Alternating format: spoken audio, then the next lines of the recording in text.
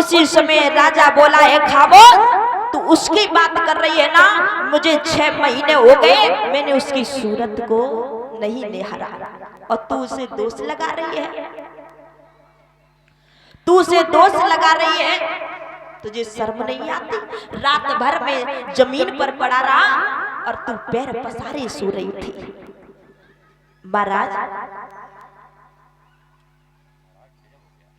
आज राजा को जिस समय क्रोध में देखा, सुरची पैरों पे गिर पड़ी, बोली महाराज हमें क्षमा करना, मैं मजाक कर रही थी, मैं मजाक कर रही थी।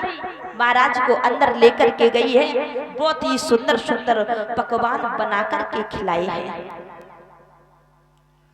जब बहुत ही सुंदर पकवान बनाकर के खिलाए हैं, श्री सुखदेव जी बोले हे राजन परीक्षित,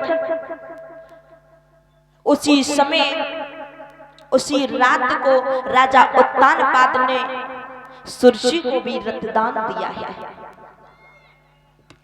आज दोनों रानियां गर्भवती हुई है। प्रभु की ऐसी लीला है, जब दोनों पत्नियां गर्भवती है महाराज, धीरे धीरे समय व्यतीत हुआ, धीरे धीरे समय व्यतीत हुआ। इधर सुरची के महल में हजारों दास दासियां लगी हैं, उधर मैया सुरची के पास में कोई भी नहीं है। महाराज रानी सुनीति को जो भी सूखी पाकी रोटी मिलती है, मैया वही पेट भर के खा लेती है।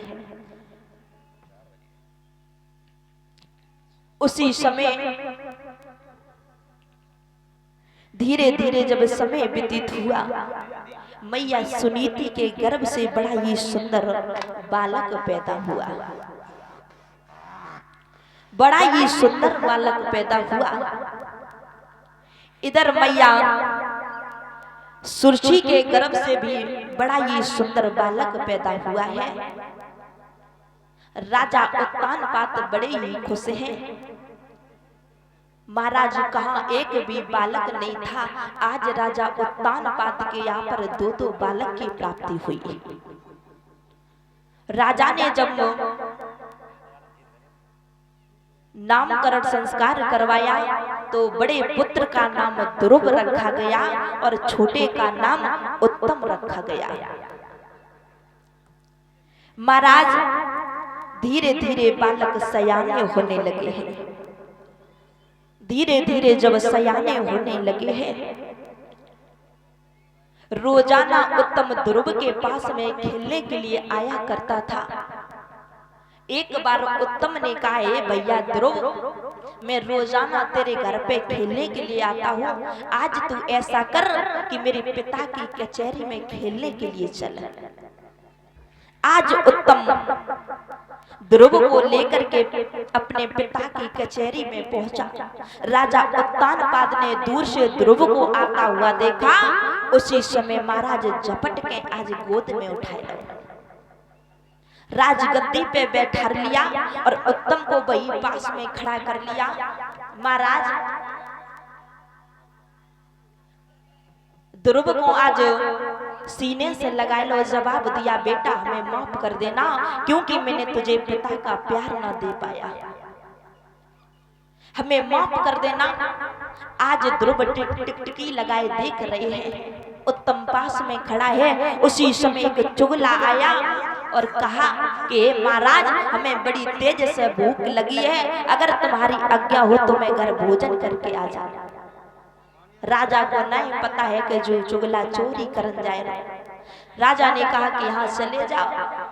आज वो चुगला महारानी सुरची के पास में पहुंचा, दोनों हाथ जोड़कर बोला है महारानी, अरे तुम तो कह रही थी कि राजगद्दी पर हमारा बेटा बैठेगा, और अभी मैं देख करके आया हूँ कि राजगद्दी पर तुम्हारी सौत का बेटा ध्रुव बैठा है। इतने वचन आज महारानी ने सुने, उसी समय भागी और कचहरी में पहुंची। और जिस समय महाराज उत्तानपाद ने आज अपनी रानी को देखा, महाराज होश उड़ गए।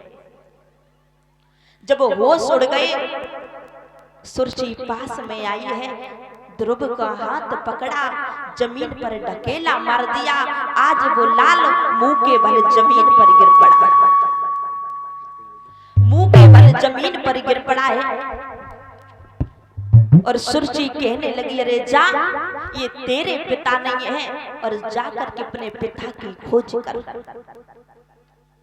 ध्रुव रोने लगा है। सुरची बोली,